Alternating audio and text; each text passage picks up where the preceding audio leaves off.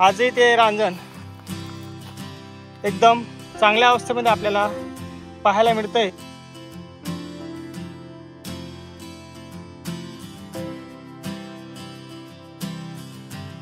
आपल्याला कोड आहे ते आपल्याला काही समजत नाही, त्याचा उलगडा काही होत नाही। नमस्कार मित्रांनो, शुभ सकाळ। आजच्या व्हिडिओमध्ये मी तुमच्या सर्वांचं पुनश्च स्वागत करते। मित्रांनो, आज आपण माझ्या पाठीमागे पाहू शकता तुम्ही, आज आपण मृगगडाला आपण जाणार आहोत आणि या ठिकाणचं बेस विलेज राजीपशाळा बेलीव वसावे आणि इथं आपल्याला एक दुकान आहे, तिथं आपण राहण्याची, जेवण्याची व ट्रॅकिंगची सुविधा उपलब्ध आहे। आणि समोरच दिसतो मित्रांनो तो मृगगड आपल्याला इथून पाहायला मिळतोय। मित्रांनो, या ठिकाणचं लोकेशन मी डिस्क्रिप्शन बॉक्समध्ये टाकून देईन। त्याला मंदिराच्या बाजून आपल्याला वरती मृगगडाकडे आपल्याला जायचं आहे आणि आज आपल्याबरोबर दोन लहान चिमुकले आपल्याला मृगगडासाठी आज आपल्याला ते गायडिंग करणार आहेत। आपण गावातले स्थानिक इथले दोन मुलं ते शाळेतले ते आपल्याला आज गाईडचं काम करणार आहेत। चला तर जाऊया।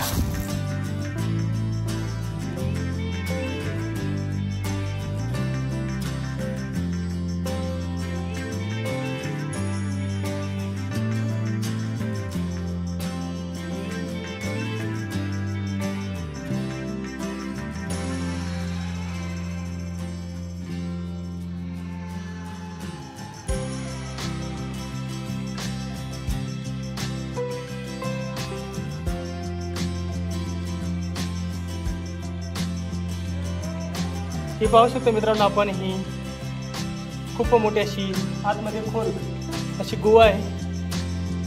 आतमध्ये घाण असल्यामुळे आपण त्या आतमध्ये जात नाही, पण आपण लांबूनच पाहू शकतो आतमध्ये खूप डीपमध्ये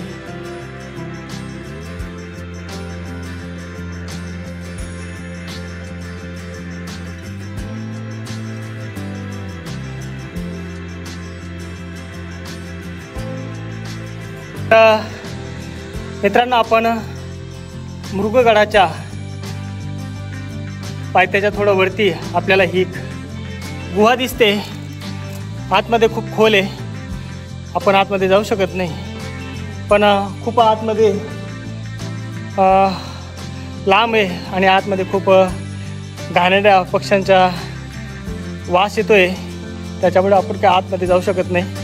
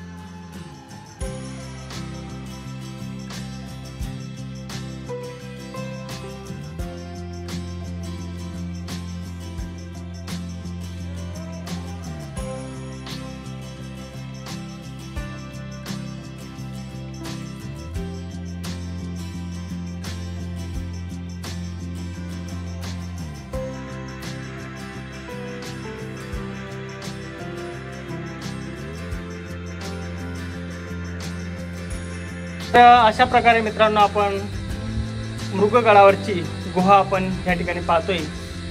या ठिकाणी रांजण ठेवण्यासाठी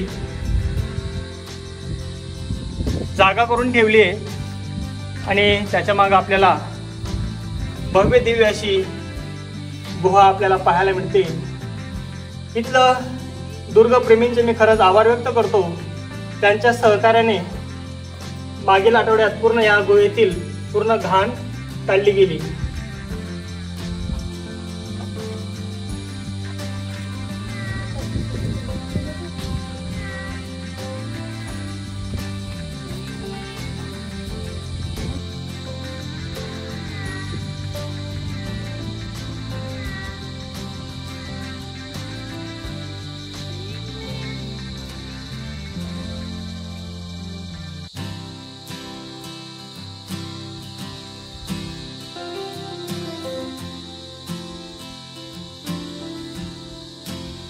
तर मित्रांनो आपल्याला या गुहेतून समोरची बाजू दिसते। ही बाजू म्हणजे गोकुंडी वॉटरफॉल आणि त्याच्या समोरच आपल्याला शिवसागर जलाशय आपल्याला इथून आपल्याला दिसत नाही, पण या रेंजमध्ये तो आपल्याला पाहायला मिळेल। आणि समोरच आपल्याला खाली दिसते ते कल्याण गाव, ज्या गावाहून आपण गोकुंडीकडे आपल्याला जायला रस्ता आहे।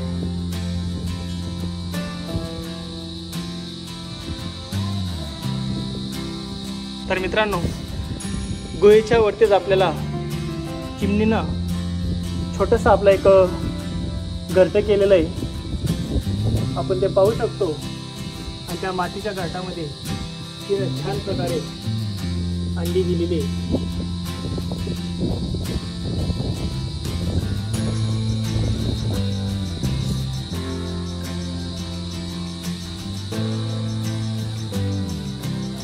तर मित्रांनो ही एक गुहा आहे आणि याच्या बाजूला सुद्धा एक छोटीशी गुहा आहे।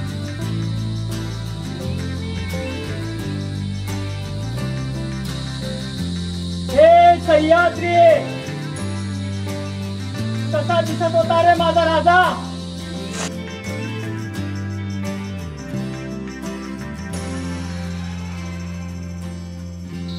तर मित्रांनो आपण दगडामध्ये कोरलेल्या पायऱ्यांद्वारे आपण वरती किल्ल्याच्या आता सर्वोच्च माथ्यावर आपण येऊन पोहोचलेलो आहे। आणि तुम्ही या ठिकाणी पाहू शकता मित्रांनो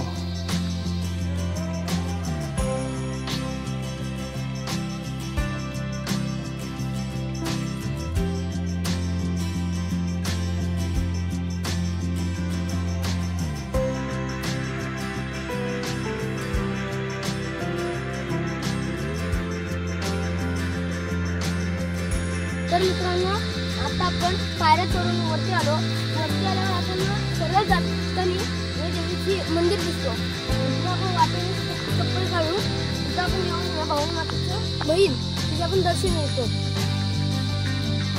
तिथे पूर्ण दगडीमध्ये कोरडी आहे, खंडोबा आहे आणि भवानी माता आहे ती थोरली बहीण, जी शंकराची पिंड आणि ही दगडीची समेल।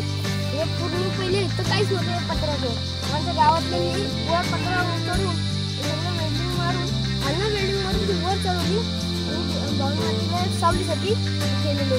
तर परत एक देवाचं स्थान आहे, बघू शकता तुम्ही इथं। तर आता आपण तिथे येऊया। देवाचं स्थान आहे तिथे।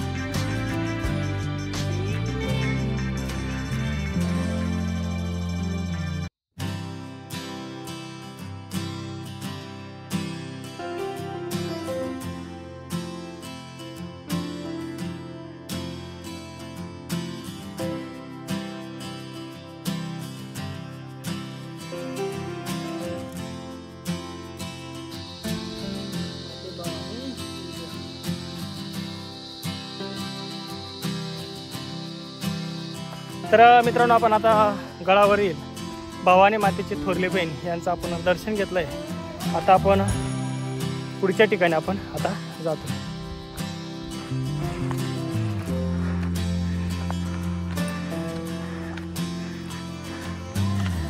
तर आपल्याला मित्रांनो या ठिकाणी काही जुने अवशेष आपल्याला पाहायला मिळत आहेत.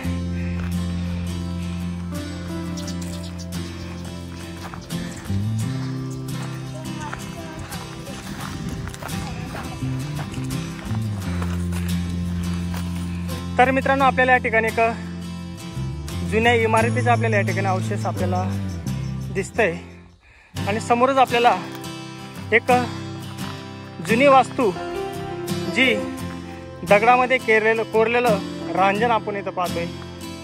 आजही ते रांजण एकदम चांगल्या अवस्थेमध्ये आपल्याला पाहायला मिळतंय आणि समोरच आपल्याला हे राजवाड्याचे आपल्याला अवशेष आपल्याला इथून पाहायला मिळतात.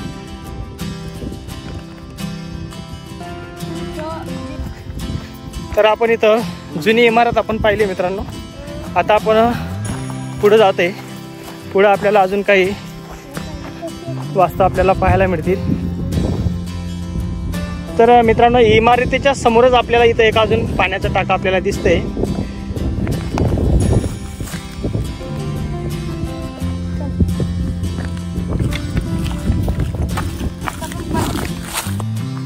तर आता किल्ल्याच्या आपण शेवटच्या भागामध्ये आपण आलेलो आहे आणि या ठिकाणी आपल्याला पाण्याचं 2 टाके आपल्याला इथं पाहायला मिळत आहेत.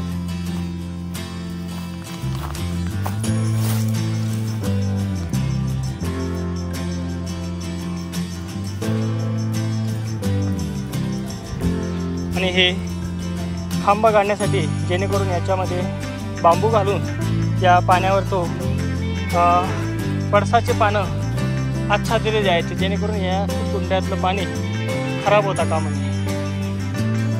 दुर्गगड किल्ल्यावर काही आपल्याला कोडं आहे ते आपल्याला काही समजत नाही, त्याचा उलगडा काही होत नाही. या ठिकाणी काही दगडामध्ये असे पाण्याच्या चऱ्या आपल्याला केलेल्या दिसत आहेत.